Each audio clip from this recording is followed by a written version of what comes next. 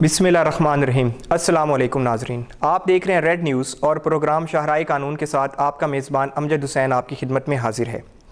नाजरीन, हमारे इस प्रोग्राम का मकसद पाकिस्तानी अवाम को पाकिस्तान के अदालती और कानूनी निज़ाम के बारे में बुनियादी मालूमात फ़राहम करना है ताकि एक आम पाकिस्तानी अपने आइनी और कानूनी हकूक़ का तहफ़्फ़ुज़ कर सके और ख़ुद को पेश आने वाले मुख्तलिफ़ कानूनी मसाइल का हल भी निकाला जा सके।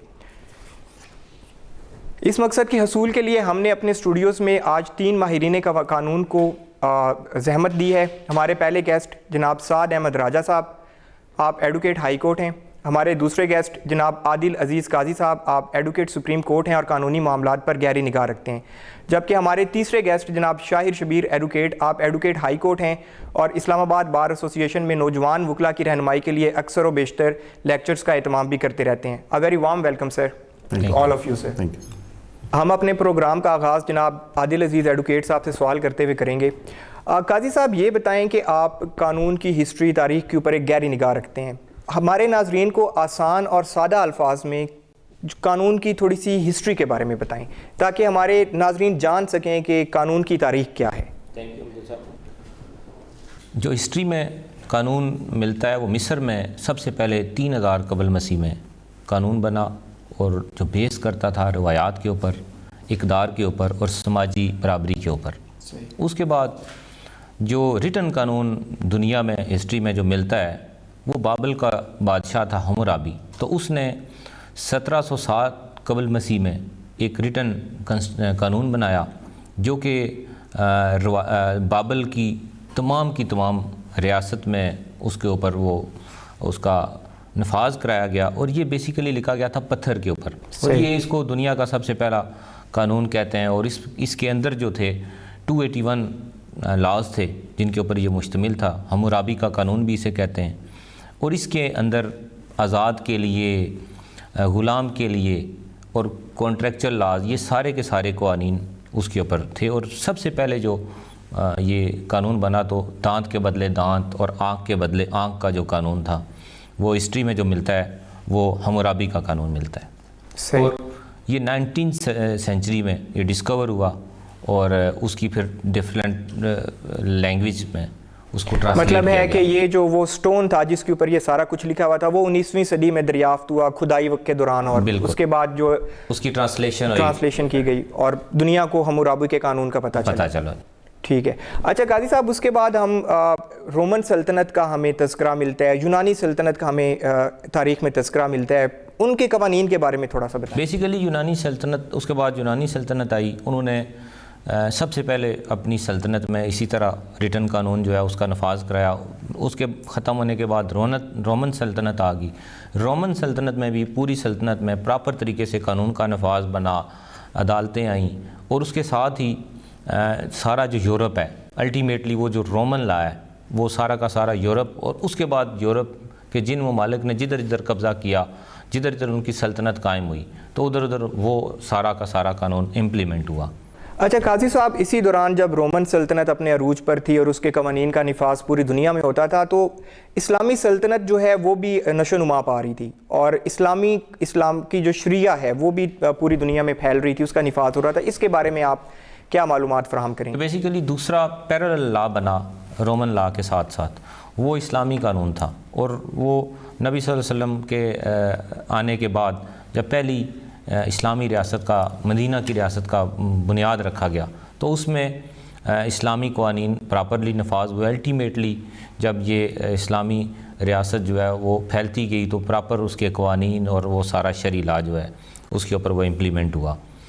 जहाँ पे हम डेफिनेटली बरसगीर के हवाले से बात करते हैं तो बरसगीर में इनिशली मुसलमानों का जब हुकूमत थी तो उसमें मुसलमानों के हवाले से शरई लॉ अप्लाई होता था और बाकी जो कम्युनिटीज़ थी, हिंदू हो गए या बाकी, तो उनका जो अपना कानून था, मजहबी कानून, तो वो उसके हवाले से फ़ॉलो किया जाता था।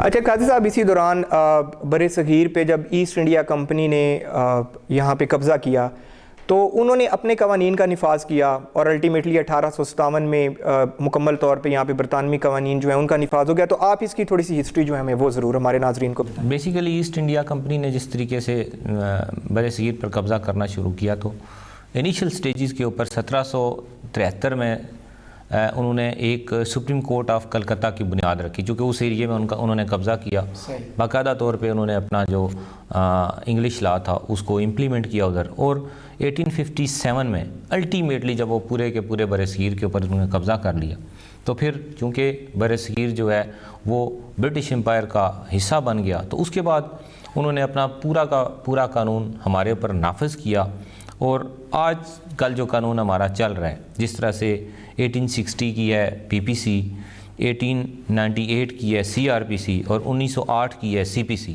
تو یہ بیسیکلی یہ برٹش امپائر میں یہ سارے کے سارے قوانین بنے تھے، اور آج تک ہم ان کو اسی طریقے سے کچھ امینڈمنٹس کے ساتھ ہم فالو کر رہے ہیں۔ اچھا چلیں قاضی صاحب، یہ تو آپ نے ہمیں ایک قانون کی جو تاریخ ہے اس کے بارے میں بتایا، اب پاکستان کی بات کرتے ہیں۔ 1947 میں جب پاکستان وجود میں آ گیا تو آخر ہم انگریز کے قانون کو لے کے ہی آج تک آگے کیوں چل رہے ہیں؟ 1947 کے بعد ہم نے اپنے قوانین کیوں نہیں بنائے؟ بیسیکلی جو ہی 1947 میں پاکستان بنا تو ہم نے جو اس وقت فالو کیا 1835 کا گورنمنٹ آف انڈیا ایکٹ، تو چونکہ پاکستان جس دن بنا تو جو سارا سسٹم پاکستان میں جوڈیشل سسٹم اور جو قوانین چل رہے تھے، تو ایک دن میں تو وہ سارا چینج ہو نہیں سکتا تھا، تو ہم نے گورنمنٹ آف انڈیا ایکٹ کو ایز اٹ از پاکستان میں امپلیمنٹ کیا، اور وہ سارا کا سارا سسٹم جو ہے وہ ہم نے اڈاپٹ کیا اسی طریقے سے، چونکہ جو سسٹم بالکل 1935، تو وہ سارا کا سارا ہم نے اسی طریقے سے اڈاپٹ کیا، اور وہ جب تک ہمارا جو اپنا کنسٹیٹیوشن ہے 1956 کا انیشلی نہیں بنا، اس وقت تک ہم ایز اٹ از فالو کرتے رہے۔ جب 1956 کا قانون بنا تو پھر ڈیفینیٹلی جو ہمارے کنسٹیٹیوشن میں جو اس میں سے جو تبدیلیاں آئیں وہ ہم نے اڈاپٹ کی 1962 میں الٹیمیٹلی، اور الٹیمیٹلی لاسٹ جو ہمارا تھرڈ کنسٹیٹیوشن 1973 جو ابھی چل رہا ہے کچھ امینڈمنٹس کے ساتھ، تو وہ ہم اس طریقے سے جو کنسٹیٹیوشن میں ہمارے چیزیں ہیں وہ ہم جوڈیشل سسٹم میں اور اپنے لیگل سسٹم میں اس کو فالو کر رہے ہیں۔ صحیح ناظرین، کافی تفصیلات سے قاضی عادل عزیز صاحب نے بتایا۔ ابھی ہم اپنے دوسرے گیسٹ جناب سعد احمد راجپوت صاحب کو اپنی بات شامل کرتے ہیں پروگرام میں۔ سعد بھائی، یہ بتائیں کہ پاکستان کا عدالتی نظام ہے کیا، اور ایک عام آدمی کو جب کوئی مسئلہ درپیش ہو تو وہ پاکستان کے عدالتی نظام سے انصاف کیسے حاصل کر سکتے ہیں؟ دیکھیں، اگر اس چیز کو ہم ایز پر بک ڈیفائن کرنا شروع کریں تو میرا خیال ہے آپ کے سامعین کے لیے میری بات سمجھنا تھوڑا سا ڈیفیکلٹ ہو جائے گا، انہیں تھوڑی سی بہت ڈیفیکلٹیز آئیں گی میری بات سمجھنے میں۔ میں اس کو سمپل لینگویج میں آپ کے لیے ایکسپلین کرنا شروع کرتا ہوں کہ پاکستان کا جوڈیشل سسٹم بیسکلی کیا ہے۔ دیکھیں، سب سے پہلے جب بھی ہم نے کسی بھی فورم کو اپروچ کرنا ہے تو سب سے پہلے جو لوئسٹ فورم ہے ہمیں اس سے اپروچ کرنا ہے۔ ہم اس کو ایک سائڈ سے دیکھنا شروع کرتے ہیں۔ فرسٹ آف آل ہم دیکھتے ہیں کہ اگر ہمارا کوئی بھی سول بیسڈ ڈسپیوٹ ہے، فار ایگزامپل ہمارا کسی زمین کا ڈسپیوٹ ہے یا ہمارا کسی پلاٹ کا ڈسپیوٹ ہے، تو ہم نے سب سے پہلے اپنے انیشل فورم کو ٹچ کرنا ہے، اور ہمارا انیشل فورم ہے سول کورٹ۔ ہم سول کورٹ میں جائیں گے، اپنا کیس فائل کریں گے۔ سول کورٹ کے بعد whatever the decision is, اس ڈیسیژن سے اگر ہم ایگریوڈ ہیں تو ہم اوپر جائیں گے، ایپیکس کورٹ میں جائیں گے۔ اب ایپیکس کورٹ 22 فروری 2020 سے پہلے ہوا کرتی تھی ڈسٹرکٹ اینڈ سیشن کورٹ، لیکن اب ہمارے لاء میں ریسنٹلی امینڈمنٹ ہوئی، آپ بھی جناب دیکھ لے ہوں گے کہ ہمارے وکلاء پورے ملک میں اب سراپا احتجاج ہیں اسی امینڈمنٹ کو لے کے۔ تو اس امینڈمنٹ کے بعد اب ہم اگر سول کورٹ کے کسی آرڈر سے ایگریوڈ ہیں تو ہمیں ہائی کورٹ جانا ہے۔ اسی طرح ہم میجسٹریٹ کی طرف چلتے ہیں۔ اگر ہمارا کوئی فوجداری معاملہ ہے تو اگر ہمیں بیل اپلائی کرنی ہے یا ہمیں اپنا سول ٹرائل کرنا ہے تو ہم جائیں گے سب سے پہلے میجسٹریٹ صاحب کے پاس، پھر ہم اسی طرح سے اسی ہیرارکی کو فالو کریں گے۔ مطلب سب سے پہلے ہم FIR کا اندراج کرائیں گے اور اس کے بعد پولیس تفتیش اور پھر میجسٹریل اور پھر آگے۔ یہ لیگل سسٹم کی بات ہے۔ جوڈیشل سسٹم کی جہاں تک بات ہے تو ہم پہلے یوں دیکھ لیں گے کہ سب سے پہلے میجسٹریٹ صاحب کے بعد سیشن جج صاحب، ہائی کورٹ، دین سپریم کورٹ، یعنی اس ریشو سے یہ چیزیں ہم آگے جائیں گے۔ اگر آپ وہ بات کریں کہ ہماری کرمنل لیٹیگیشن سٹارٹ کیسے ہوگی، تو اس کے لیے سب سے پہلے اگر کوئی ایک ایسا कॉग्निजेबल ऑफेंस हो गया है तो आपको सबसे पहले एक रिपोर्ट लिखनी है। वो रिपोर्ट लिख के आपने अपने जिस एरिया में आप रह रहे हैं उस एरिया के SHO साहब को के पास आपने वो लेके जानी, वो उस पर एक FIR दर्ज करेंगे जिसे हम आम अल्फाज में फर्स्ट इंफॉर्मेशन रिपोर्ट कहते हैं। उसके बाद उसको हम आगे प्रोसीड करेंगे। इसी तरह अगर आप देखें तो अगर कोई आपका लैंड बेस्ड प्रॉब्लम है, ठीक है, तो इसके लिए रेवेन्यू कोर्ट्स हमारे मुल्क में काम कर रही हैं। इसी तरह अगर आपका सर्विस मैटर है कोई, अगर आप किसी मैनेजरियल पोस्ट पे काम कर रहे हैं तो आप सबसे पहले अप्रोच करेंगे फेडरल सर्विस ट्राइब्यूनल को, और अगर आप लेबर से रिलेटेड आपका कोई प्रॉब्लम है तो आप सबसे पहले अप्रोच करेंगे NIRC को। इसी तरह एक कुछ स्पेशल लेजिस्लेशन की गई है, उस स्पेशल लेजिस्लेशन में कुछ स्पेशल कोर्ट्स बनाई गई हैं। अब उन स्पेशल कोर्ट्स में भी आप जाएंगे, जैसे अभी कुछ कस्टम्स की कोर्ट हैं, एंटी नारकोटिक्स कोर्ट हैं, अब NAP के ट्रायल्स हैं। अब हर चीज़ के एक अलहदा कोर्ट बना दी गई है जहाँ पे अलहदा से वो हम अपने केसेस को लेके जाते हैं। अब जैसे आपने कहा कि हम उनको अप्रोच कैसे करेंगे, तो सिविल कोर्ट को अप्रोच करने के लिए सबसे पहले आपको एक प्लांट फाइल करनी पड़ती है, केस फाइल करना पड़ता है। आप अपना केस लेके जाते हैं अपने लॉयर के पास, वो आपके पेपर्स कंपाइल करते हैं, आपका केस बनाते हैं और उसको सिविल कोर्ट में जाके दाखिल करते हैं। तो सबसे आसान जो वे है किसी भी लीगल फोरम को अप्रोच करने का, वो ये है कि अगर आपका कोई राइट है इन्फ्रिंज हो रहा है, आप अपना राइट डिटरमिन करवाने के लिए कोर्ट में जाएंगे, या कोई आदमी आपकी किसी राइट की कोई इन्फ्रिंजमेंट कर रहा है, उसकी खिलाफ वर्जी कर रहा है, तो आप फिर भी अपना क्लेम बना के आप कोर्ट में लेके जाएंगे। तो इस तरह से ये वो मेथड है जिसको हम अडॉप्ट करते हुए सबसे पहले कोर्ट्स में जाएंगे। सही।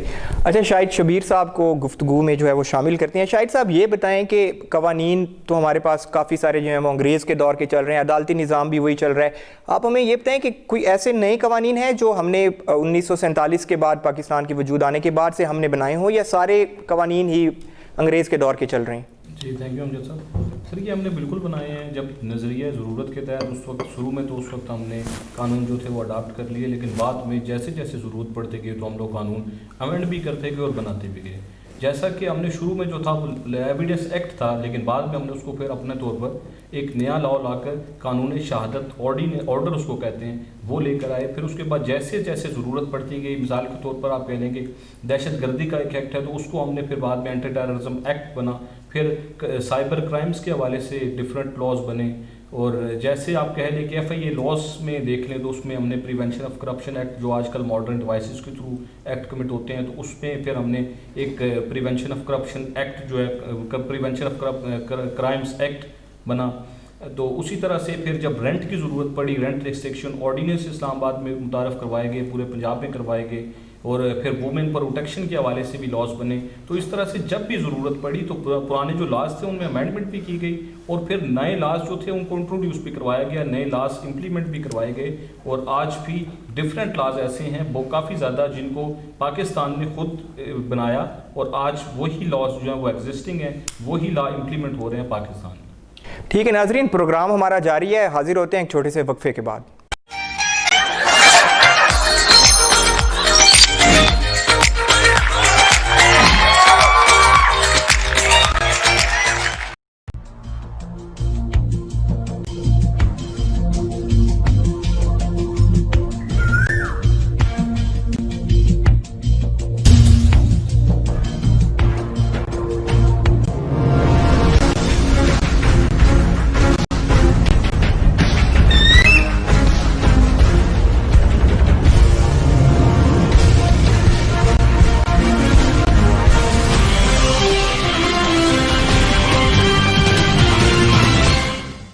वेलकम बैक नाजरीन, अपनी गुफ्तगू का सिलसिला जारी रखते हैं। आदिल अजीज़ साहब से मैं सवाल ये करूँगा कि काजी साहब, अवाम में एक आम तासुर है कि आज भी हम 200 साल पुराने अंग्रेज़ दौर के कवानीन इस्तेमाल कर रहे हैं, तो ये तासुर किस हद तक दुरुस्त है और इस बारे में आप क्या कहते हैं? बेसिकली अमजद साहब, टू सम एक्सटेंट ये तासुर दुरुस्त है, चूँकि मैंने अभी आपको पहले बताया पाकिस्तान पेनल कोड है, CRPC है, सिविल प्रोसीजर कोड है, तो वो लिखा होता है जी 1908 के है, 1847 के, तो डेफिनेटली इससे ये तासर यही जाता है। लेकिन हमने अपनी ज़रूरत के मुताबिक उसमें जो अमेंडमेंट्स थी वो की। हाँ, ये बात दुरुस्त है کہ ہم وہ ساری چیزیں جو ہماری ضرورت تھیں وہ ہم کر نہیں سکے ابھی تک، وہ امینڈمنٹ ساری جو ہمارے لیے ضروری ہیں وہ نہیں کر سکے، لیکن کچھ نہ کچھ امینڈمنٹس جو ہیں اس کے بعد ہوتی رہی ہیں۔ پھر اس کے علاوہ جو نئے قانون ہیں وہ بھی بنے ہیں کہ صرف اور صرف وہی قانون ہم فالو نہیں کر رہے۔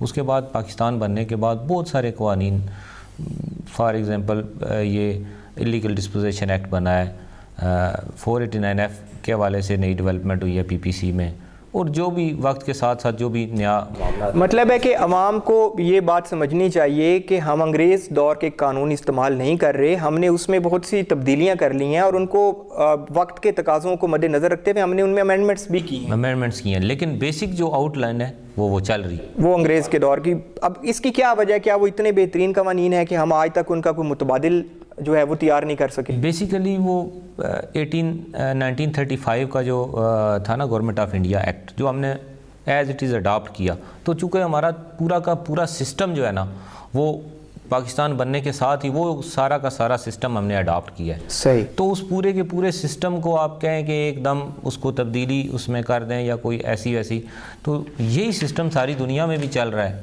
لیکن یہ ہے کہ ساری دنیا نے ٹائم کے ساتھ ساتھ اس میں تبدیلیاں کی ہیں اور اس کو امپروو کیا ہے۔ ہم اتنی زیادہ تبدیلیاں، اتنی زیادہ امپروومنٹ کر نہیں سکے، ہمارے سسٹم میں صرف اتنا سا فلا ہے۔ اچھا سعد صاحب، آپ کو گفتگو میں شامل کرتے ہیں۔ اتنے سارے قوانین موجود ہیں اور عدالتیں بھی موجود ہیں، لیکن اس کے باوجود عوام انصاف کے لیے در بدر ہے، اس کی کیا وجہ ہے؟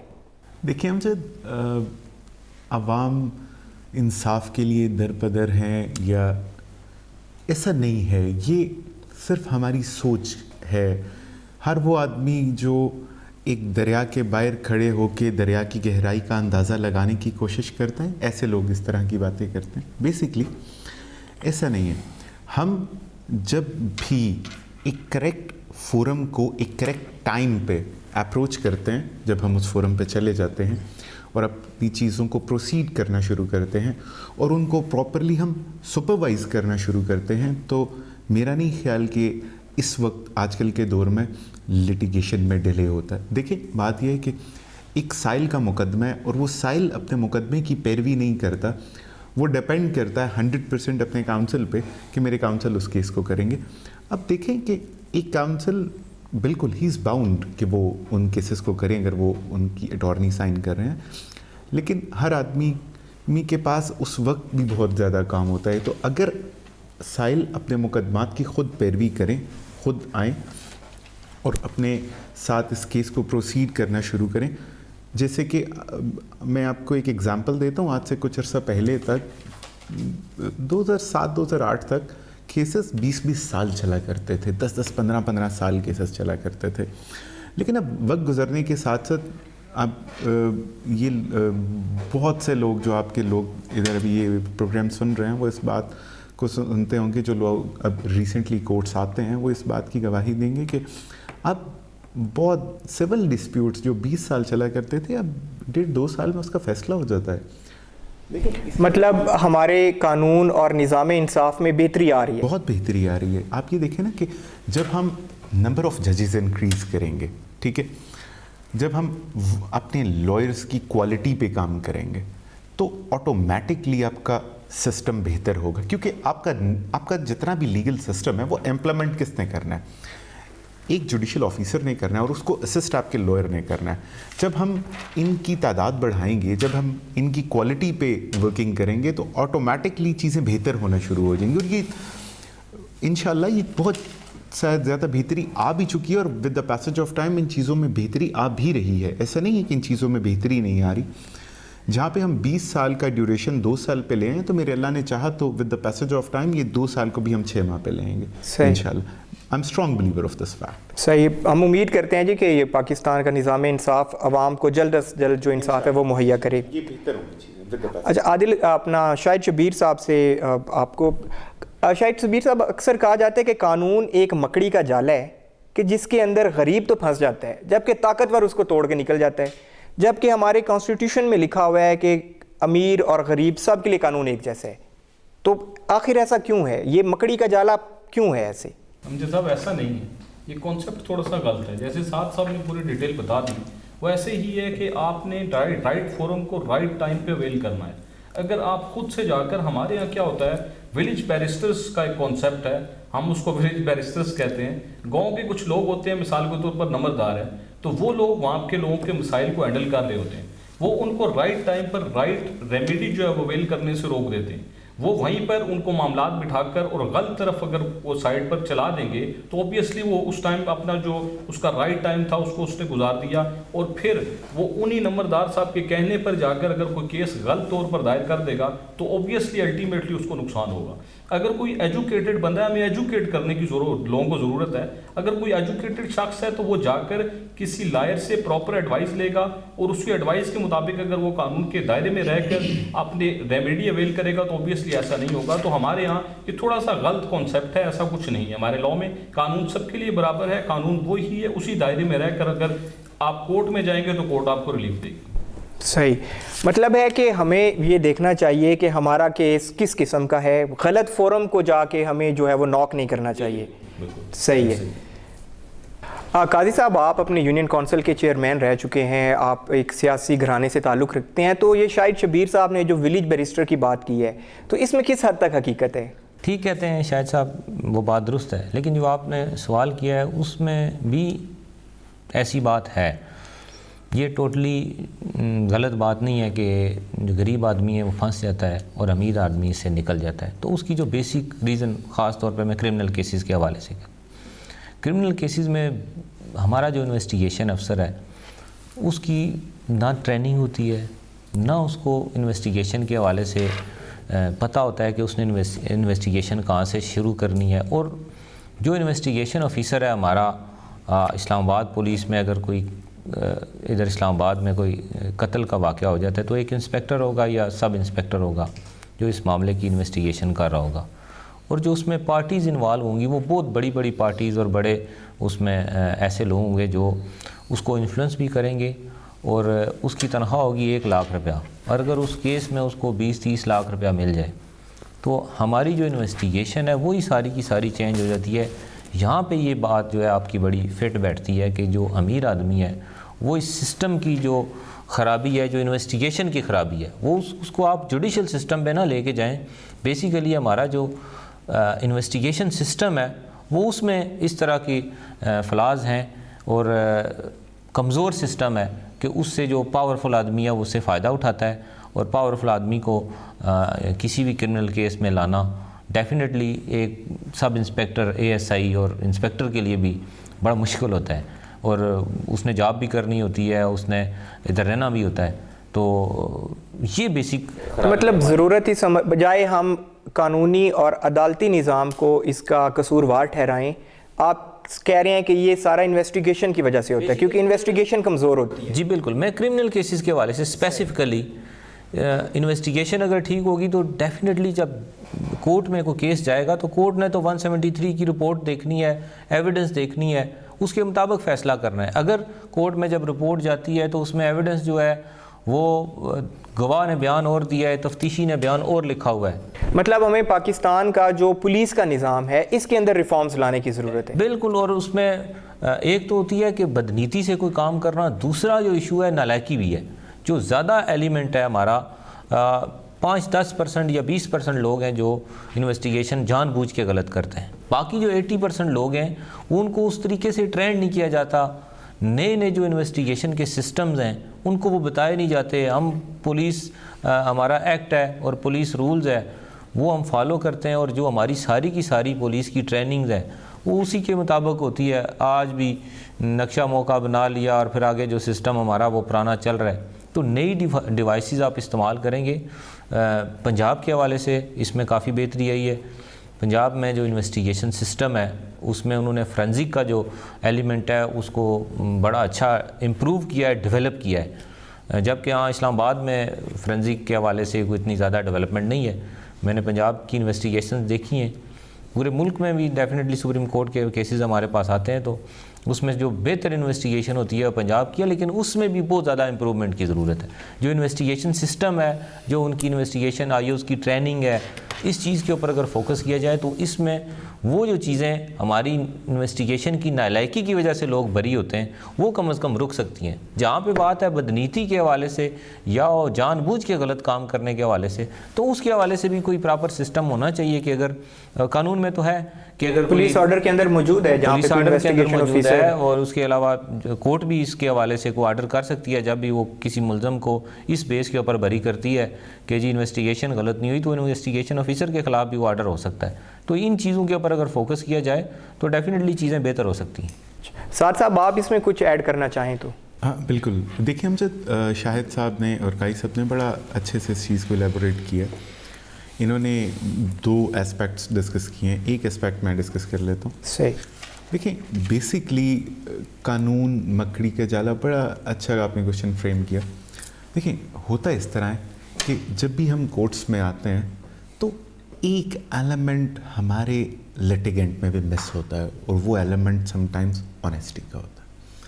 جب ہم اپنی لٹیگیشن کوئی بھی لٹیگنٹ انیشیٹ کر رہا ہوتا ہے نا، تو وہ اس میں کچھ باتیں ایسی کر دیتا ہے جو سچ پہ بیس نہیں کر رہی ہوتی، جو غلط بات ہوتی ہے، اور اس غلط بات کو لے کر کے ہم اس کو آگے چلتے ہیں. تو جیسے ہی آپ ایک غلط چیز پہ بیس بنا کے آپ کسی مقدمے کو لے کے چلتے ہیں تو الٹیمیٹلی آپ نے پھنسنا ہے. بیکاز ہمارا جوڈیشل سسٹم اتنا کمزور نہیں ہے، اتنا ویک نہیں ہے کہ آپ ایک جھوٹ بول کے یا آپ کوئی ایسی بات کر کے اس میں سے نکل جائیں گے. ایک بات. دوسری بات، دیکھیں کوئی بھی آدمی کسی بھی کیس میں مکڑی کے جالے میں کسی کے پھنسنے اور نہ پھنسنے کا جو وقت ہے وہ یہ ہے کہ جب بھی عدالت میں کوئی کیس ہوتا ہے نا جی، تو اس میں ایک پارٹی، دونوں میں سے ایک پارٹی فالٹ پہ ہوتی ہے کسی بھی ڈسپیوٹ میں. آپ دیکھ لیں، آپ کرمنل میٹرز دیکھ لیں، آپ سول میٹرز دیکھ لیں، تو ایک پارٹی رائٹ پہ ہوتی ہے اور ایک پارٹی کا کوئی نہ کوئی کہیں نہ کہیں ان کا قصور لازمی ہوتا ہے. تو ایک آدمی جس کا قصور ہے اور ایک آدمی جس کا قصور نہیں ہے، تو دونوں پارٹیز اپنے اپنے کاؤنسلز کے تھرو کورٹ میں ریپرزینٹ ہو رہی ہوتی ہیں. اب امیر آدمی میں بھی سم ٹائمز، اس لیے اول تو ایسا ہوتا بہت کم ہے کہ وہ نکل جاتا ہے، لیکن اگر وہ نکل بھی جاتا ہے تو شاید کوالٹی آف سروس کی وجہ سے وہ نکل جاتا ہے کہ جو اس کے لائر اس کو کورٹ میں ریپرزینٹ کر رہے ہیں ان کی لیگل ایکوپمنٹ اتنا اچھا ہے، یا وہ ایک اچھے سے اپنا کیس پلیڈ کر رہے ہیں اور وہ اسٹرانگ لیگل ریسرچ بیس پہ اپنا کیس پلیڈ کر رہے ہیں، تو وہ اس بات کو بنیاد بنا کے نکل سکتے ہیں. اور دوسری طرف جو کمزور آدمی ہے، شاید اس کے پاس مالی وسائل اس کے اتنے اچھے نہیں ہیں کہ وہ ایک ہائی پروفائل لائر کو لے سکیں یا وہ کسی ایک مناسب وکیل کو انگیج کر سکیں. تو جس وکیل کو وہ انگیج کر رہے ہیں ان کی لیگل ٹریننگ کا جو ایک ایشو ہے، اگر اس کی لیگل ٹریننگ پراپرلی کی جائے تو میرا نہیں خیال کہ ہم کچھ عرصے میں اس کانسیپٹ، یہ جو مکڑی کا جالا، میں اکثر سنتا ہوں، مجھے بڑی ہنسی آتی ہے اس بات پہ کہ اس مکڑی کے جالے والے کانسیپٹ کو ہم اپنے ملک سے ایبالش کر سکیں. صحیح. اچھا قاضی صاحب، آپ سے سوال کرتے ہیں کہ قانون سازی جو ہے یہ آپ کی لیجسلیچر کا کام ہے، تو کیا آپ سمجھتے ہیں کہ پاکستان کی قومی اور صوبائی اسمبلی کے جو ممبران ہیں وہ قانون سازی کی خاطر خواہ اہلیت رکھتے ہیں؟ ماشاءاللہ جی، یہ تو بات آپ نے درست کی ہے جی کہ اہلیت تو وہ رکھتے ہیں، اور سب سے زیادہ جو قانون سازی ہوتی ہے ہمارے پارلیمنٹیرینز وہ کرتے ہیں اپنی تنخواہ کے حوالے سے. اس کے علاوہ کوئی خاص قانون سازی وہ نہیں کرتے. اور جو بیسک کام ہے ممبر نیشنل اسمبلی کا، ممبر پروونشل اسمبلی کا، وہ قانون سازی ہے. لیکن آپ نے تو روٹین میں دیکھتے ہیں، ہم بھی دیکھتے ہیں کہ وہ اس چکر میں لگے رہتے ہیں جی کہ ہمیں وزیر اعلیٰ یا پرائم منسٹر فنڈ دے، ہم اپنے علاقے میں کام کرائیں اور ادھر جو ہے اپنے نام کی تختیاں لگائیں. بیسک آرٹیکل 140A کنسٹیٹیوشن کا 2010 میں انٹروڈیوس ہوا 18 امینڈمنٹ میں کہ تمام صوبائی گورنمنٹس جو ہیں وہ لوکل گورنمنٹ اپنے صوبے میں بنائیں گی، اور جو ایڈمنسٹریٹو، پولیٹیکل اور فائنینشیل جو پاورز ہیں وہ گراس روٹ لیول تک آپ بلدیاتی نمائندوں کو دیں گے. تو اس کا یہ جو بیسک کانسیپٹ ہے وہ یہ ہے کہ آپ قانون سازی کو اور ڈیولپمنٹ کو علیحدہ کر دیں. یہ دو سیپریٹ چیزیں ہیں. اگر آپ ممبر نیشنل اسمبلی قانون سازی نہیں کرے گا, وہ ان کاموں میں لگا رہے گا جیسا کہ ہے. جب سے پاکستان بنا ہے یہ سارا کا سارا کام ممبر نیشنل اسمبلی کر رہے ہیں, پروونشل اسمبلی کر رہے ہیں, جو کہ ان کا کام نہیں ہے. پھر یہ ہوتا ہے کہ ان کو ووٹ بھی اسی کانٹیکسٹ میں ملتا ہے جی, چونکہ یہ کام کرواتا ہے تو اس کو ووٹ دیں. صحیح بندے کو ووٹ نہیں مل سکتا, کہ شاید صحیح بندہ زیادہ کام نہ کروا سکے.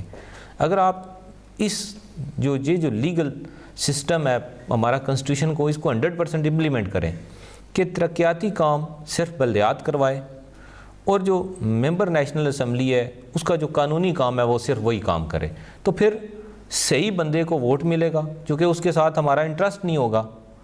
ہم تو دیکھیں گے کہ کیا یہ MNA صاحب جو قانون بنانے کی اہلیت رکھتے ہیں یا نہیں رکھتے. جب اس نے بنانا ہی صرف قانون ہو تو ہم قاضی صاحب قطع کلامی کی معذرت, بریک کے لیے کہا جا رہا ہے. حاضر ہوتے ہیں ایک چھوٹے سے بریک کے بعد. بڑا چودھری حاضر خدمت. میں چودھری ہوں میں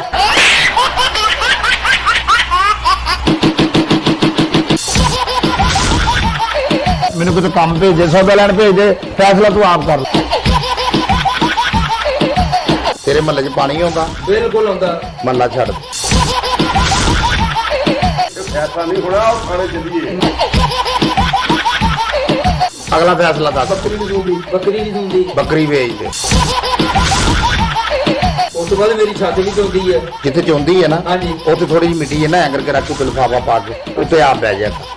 جب بارش ختم ہو جائے آپ تھلے آ جائے گا. میں دیکھنا پانی کدھر تھلے جاتا.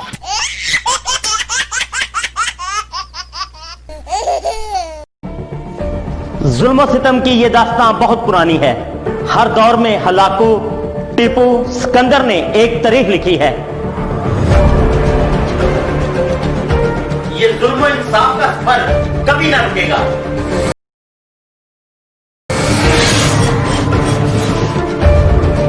آج بھی پولیس عدلیہ حکمران ہونے کے باوجود انصاف نہیں.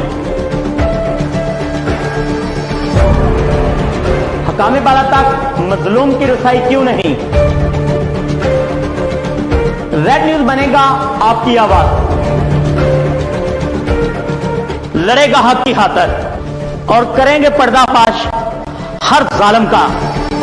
دیکھتے رہے پروگرام ظلم و ستم, صرف ریڈ نیوز پر سکندر مغل کے ساتھ.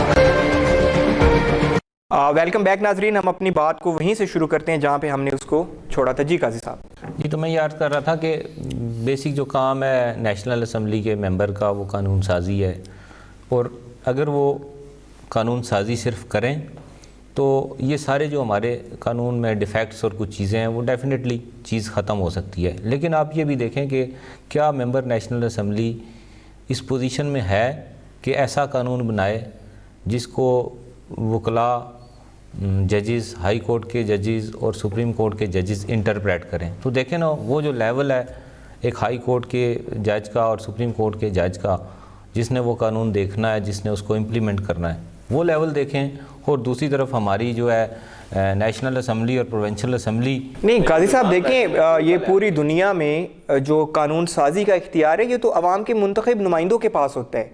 تو آپ کیا چاہتے ہیں کہ قانون سازی کا اختیار بھی منتخب نمائندوں سے لے کے تو آگے عدلیہ کو یا ایگزیکٹو کو دے دیا جائے؟ نہیں, یہ تو بیسک جو بات ہے وہ وہی ہے کہ اگر آپ یہ صحیح کام کریں اور اپنا کام کریں تو ادھر پھر صحیح بندہ آئے گا. جب وہ اپنا کام نہیں کریں گے, وہ جا کے بلدیاتی ادارے کا کام کریں گے, تو ان کی جو کنسیڈریشن ہے لوگوں کی وہ بلدیاتی ادارے کے نمائندے کے طور پہ ہوگی. لیکن بطور ممبر نیشنل اسمبلی, بطور ممبر قانون ساز اسمبلی کے جب کنسیڈریشن ہوگی, کسی بندے کو ووٹ دینا ہوگا, تو لوگ اس چیز کو کنسیڈر کریں گے کہ کیا یہ ان پڑھ ہے یا پڑھا لکھا آدمی ہے. تو جب کنسیڈریشن ہی ڈیفرنٹ ہوگی تو وہ اس پہ ایجوکیشن اور یہ چیزیں تو نہیں آئیں گی. تو ساری خرابی وہاں سے پیدا ہوتی ہے جب آپ اس کو ایسی اتھارٹی دے دیتے ہیں جس اتھارٹی کا وہ استعمال کرتا ہے, اور لوگوں کے ذہن میں, ایک عام بندے کے ذہن میں ہے کہ ہم نے MNA کو ووٹ اس لیے دینا ہے کہ وہ ہماری گلی پکی کرائے گا. حالانکہ گلی پکی کرنا یہ بلدیاتی نمائندوں کا کام ہے. اگر آپ جب اس کے ذہن میں یہ بات ہوگی کہ ہم نے اس کو ووٹ اس لیے دینا ہے کہ یہ ہمارے ملک کا قانون بنائے گا, تو پھر ڈیفینیٹلی لوگ یہ بھی دیکھیں گے کہ کیا یہ ان پڑھ آدمی ہے, پڑھا لکھا آدمی ہے, کوئی وکیل ہے, قانون کی تعلیم اس کو یہ رکھتا ہے نہیں رکھتا ہے. جب یہ چیزیں انڈر کنسیڈریشن ہوں گی تو ڈیفینیٹلی ایسے لوگ اسمبلی میں جائیں گے اور پھر ہمارے قانون میں ڈیولپمنٹ ہوگی, اور پھر اس طرح سے 11 منٹ میں یا 8 منٹ میں 10 قانون نہیں پاس ہوں گے. پھر پراپر طریقے سے قانون کے اوپر بحث ہوگی. ہمارے ملک میں جو قانون پاس ہوتا ہے وہ اسمبلی میں جاتا ہے اور سب لوگ کہتے ہیں جی کہ یہ پاس ہے, آدھے منٹ میں پورا کا پورا ایک قانون پاس ہو جاتا ہے. ابھی پچھلے دنوں میں بھی اسی طرح پاس ہوا ہے. تو اگر اس طرح سے قانون بنے گا تو ڈیفینیٹلی اس کی پریکٹیکل امپلیکیشنز آئیں گی. جب آپ ایک قانون دان بیٹھ کے قانون بنائے گا, جب لوگ میرٹ کے اوپر اس بات کے اوپر ووٹ دیں گے کہ ہم ممبر قانون ساز اسمبلی سلیکٹ کر رہے ہیں, تو اس کو قانون دان ہونا چاہیے, اس کو اتنی سمجھ ہونی چاہیے اور کم از کم وہ پڑھا لکھا آدمی ہونا چاہیے. تو پھر وہ آگے جا کے ہمارے مسائل, اس معاشرے کے مسائل, ان کے حل کے حوالے سے قانون سازی کر سکے. شاہد شبیر صاحب, آپ کو بھی پروگرام میں ہم شامل کرتے ہیں. پرویز مشرف کے دور میں آپ کے جو نمائندے ہیں قومی اسمبلی کے, ان کے لیے بی اے کی شرط رکھی گئی تھی, تو آخر وہ کیسے ختم ہو گئی؟ وہ اسی وجہ سے ختم کر دی گئی. میں قائد صاحب کی بات کو لے کر آگے چلوں گا کہ پڑھے لکھے لوگوں کو اسمبلی میں آنا چاہیے, کیونکہ یہاں پر ہمارے یہاں کانسیپٹ یہ ہے کہ جہاں سے بھی یہ سلیکشن ہوتی ہے, لوگ سلیکٹ کرتے ہیں, تو وہاں کے جو بھی لوگ گاؤں کے یا جو بھی وڈیرے لوگ ہیں, انہوں نے جب وہاں سے ووٹیں لینی ہے تو اوبیسلی وہ لوگ اگر پڑھے لکھے نہیں بھی ہیں تو اپنے ایریے کے لوگوں کو اکاموڈیٹ کر کے تو وہاں سے ووٹیں لیتے ہیں, یہ کام کروا کر اور یہ کر کر.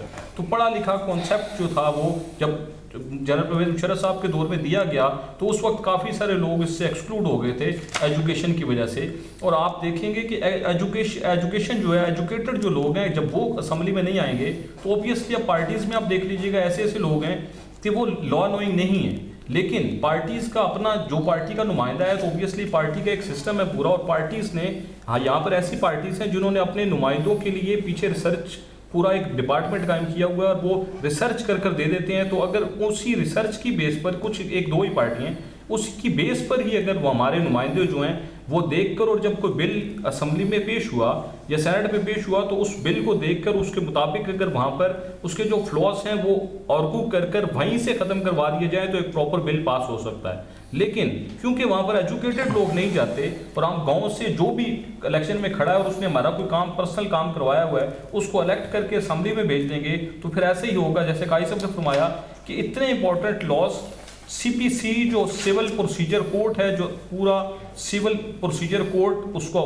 پوری سی پی سی سیول لا کو جو ہے وہ چلاتا ہے, اس لا میں امینڈمنٹ ہو رہی ہے اور 11 منٹ میں 8 قانون پاس ہو جاتے ہیں بغیر کسی بحث کے, کیونکہ وہ لا منسٹری نے بھیجا بنا کر, وہ بغیر کسی آرگومنٹس کے 3 منٹ میں 5 منٹ میں 8 منٹ میں وہ تمام لاز پاس ہو گئے بغیر کسی آرگومنٹس کے, کیونکہ وہاں پر کوئی شخص ایسا موجود نہیں تھا جو اس کو لا منسٹری کے بھیجے ہوئے ایک بل کو آرگو کر کر اس میں سے فلاس نکال سکے. اگر ایسا ہوتا تو آج گگلا کمیونٹی سراپا احتجاج نہ ہوتی. اچھا, سعد راجپوت صاحب آپ کو بھی شامل کرنے گفتگو میں یہ بتائیں کہ عموماً کہا جاتا ہے کہ قانون میں ترمیم ہونی چاہیے, اب جب کہ حکومت نے سول پروسیجر کوڈ میں ترمیم کی ہے تو وکلا کیوں سراپا احتجاج ہیں؟ میں ابھی شاہد صاحب نے کہا کہ انہوں نے تقریباً 8 منٹ میں 11 بلز پاس کیے. جس ریزن پہ وکلا سراپا احتجاج ہیں یہ ان میں سے 2 لاز ہیں جس پہ آج کل ہم احتجاج کر رہے ہیں.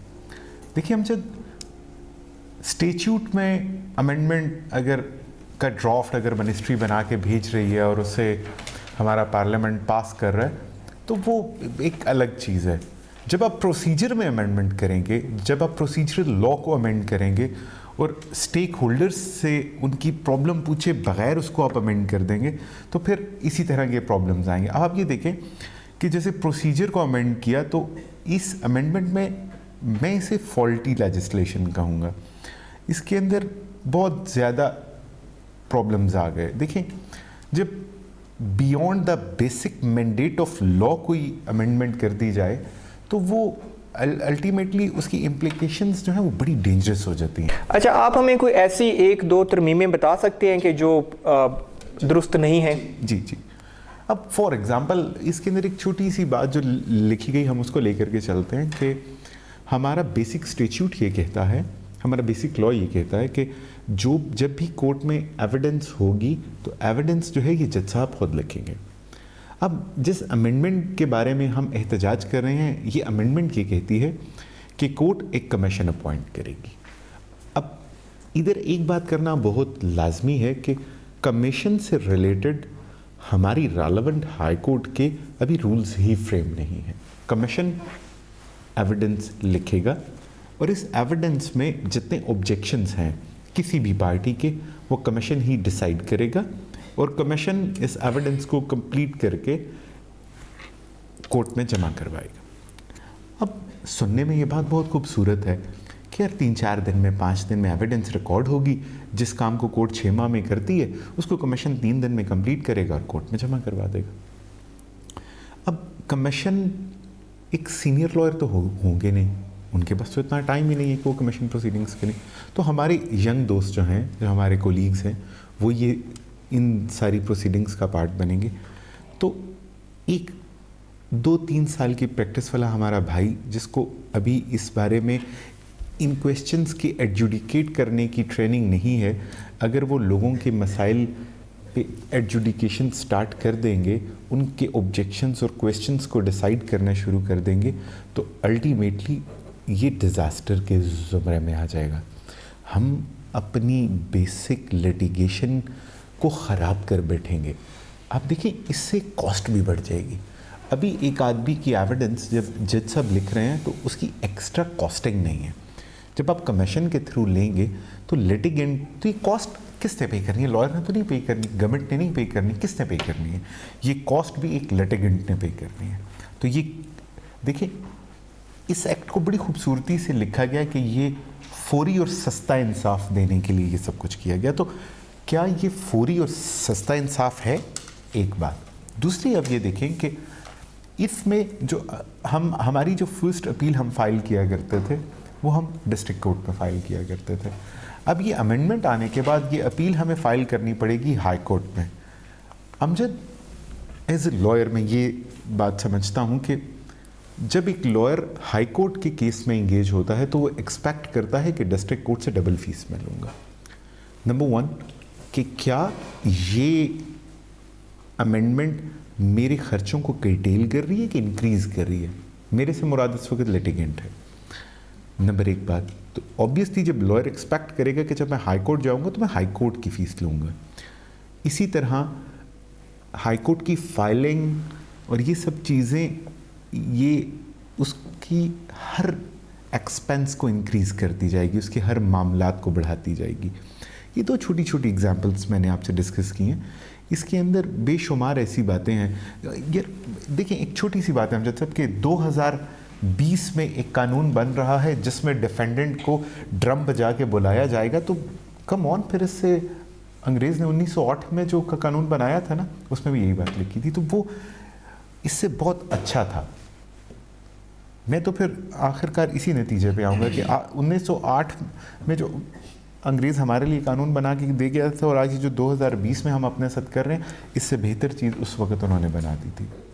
मैं बिल्कुल इत्तेफाक नहीं करता इस अमेंडमेंट से। सही। कुछ हद तक इस पर बातें ठीक हैं, मान लेते हैं, कुछ बातें इसमें ठीक भी हैं, लेकिन इसकी मेजॉरिटी बेस करती है फॉल्टी लेजिस्लेशन।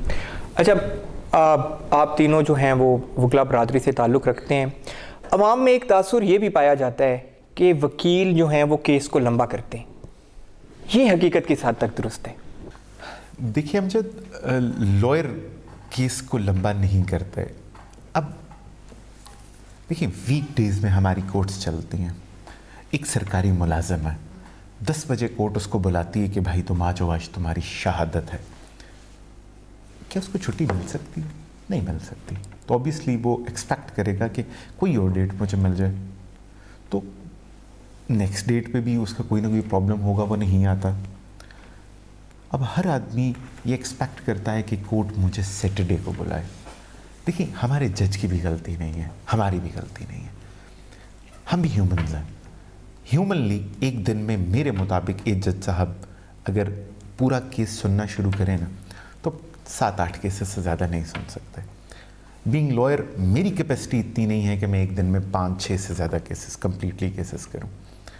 तो ایک دن میں اگر آپ 200 کیس فکس کریں گے, ان 200 کیسز میں سے 10 کیس ہم کر پائیں گے, تو 190 کیسز اس میں تو ڈیٹ ہی ہوگا.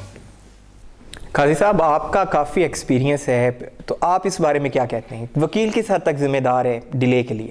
ٹو سم ایکسٹینٹ ہیں ذمہ دار, لیکن یہ نہیں ہے کہ ساری کی ساری ذمہ داری وکیل کی ہے. یہ چونکہ اس میں اس پورے سرکل میں وکیل, جج اور لیٹیگنٹ یہ تین اس کا پارٹ اینڈ پارسل ہیں, تو کچھ ذمہ داری ڈیفینیٹلی لائرز کے اوپر بھی آتی ہے. اور میرا تو جو ذاتی طور پہ کانسیپٹ ہے وہ یہ ہے کہ آپ اگر ایک کیس جتنا جلدی اس کا ڈیسیژن لیں گے تو اتنی ہی جلدی آپ اس کی اپیل فائل کریں. اچھا قاضی صاحب, بدقسمتی سے گفتگو ہماری جاری تھی, لیکن وقت جو ہے وہ ختم ہو رہا ہے, تو آخر میں جلدی جلدی آپ تینوں وکیل صاحبان یہ بتا دیں تھوڑا مطلب جلدی اس کو مختصر الفاظ میں کہ پاکستان کے قانونی اور عدالتی نظام کو کس طرح بہتر بنایا جا سکتا ہے تاکہ عوام کو جلد اور سستا انصاف ملے. سعد صاحب آپ سے شروع کرتے ہیں. دیکھیے اس کو مختصر تھوڑا جی, کا وقت بہت کم. اگر صرف ایک لائن میں بات کی جائے, ججز کی تعداد اور ٹریننگ بہتر کرنے سے, لائرز کی ٹریننگ کرنے سے, اگر ان کو ہم ویل ٹرینڈ کر دیں تو میرا یہ خیال ہے کہ ہماری پیڈنسی آٹومیٹکلی کم ہونا شروع ہو جائے گی. قاضی صاحب کافی حد تک انہوں نے ٹھیک بات کی ہے. ٹریننگ والے ایشوز بھی ہیں اور ججز کی تعداد کا بھی ایشو ہے. اگر جو تعداد ابھی قانون میں موجود ہے کہ اتنے ججز اس جگہ پہ ہونے چاہیے, اگر وہ بھی پورے ہو جائیں تو اس چیز کو اوور کم کیا جا سکتا ہے. جی شاہد شبیر صاحب. ابھی میں اپنے سیریز کی بات کو لے کر چلوں گا. ابھی اس کے بعد آپ دیکھ لیں کہ سسٹم کے لیے انہوں نے کاسٹ آف لیٹیگیشن ایکٹ اسلام آباد میں کروایا, وہ بہتر ہے ہمارے سسٹم کو بہتر کرنے کے لیے. پھر ماڈل کورٹس کا ایک کانسیپٹ جو تھا وہ دیا, تو اس میں کافی بہتری آئی اور انشاءاللہ بہتری آئی. جی ناظرین, یہ تھا آج کا پروگرام جس میں ہم نے کوشش کی کہ ہم پاکستانی عوام کو بتا سکیں کہ پاکستان کا عدالتی اور قانونی نظام کام کیسے کرتا ہے, اور جب بھی عوام کو کوئی مسئلہ درپیش ہو تو اس مسئلے کا کیسے قانونی اور عدالتی حل نکالا جائے. امید ہے آپ کو ہمارا پروگرام پسند آیا ہوگا. اپنی رائے سے ضرور آگاہ کیجیے گا. اگلے پروگرام تک کے لیے اجازت دیجیے. اللہ حافظ.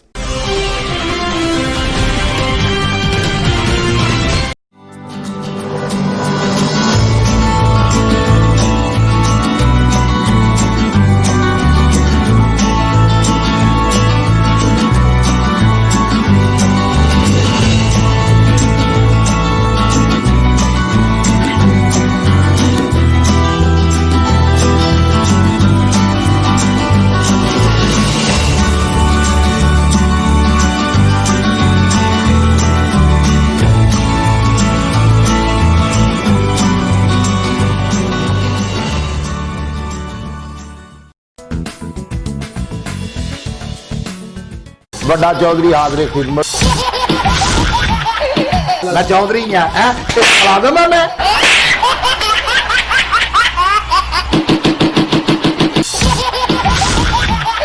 میرے کو تو کام بھیجے, سودا لین بھیجے, فیصلہ تو آپ کر لو. تیرے محلے چ پانی آتا؟ بالکل آتا. محلہ چھڈ فیصلہ نہیں ہونا, تھانے چلیے. اگلا فیصلہ دس. بکری نہیں سنتی, بکری بھیج دے. اس بعد میری چھاتی بھی چوندی ہے, جتنے چوندی ہے نا اتنے تھوڑی جی مٹی ہے نا اینگر کے رکھ کے لفافہ پا کے اتنے آپ بہ جائے گا. جب بارش ختم ہو جائے آپ تھلے آ جائے گا. میں دیکھنا پانی کدھر تھلے جاتا.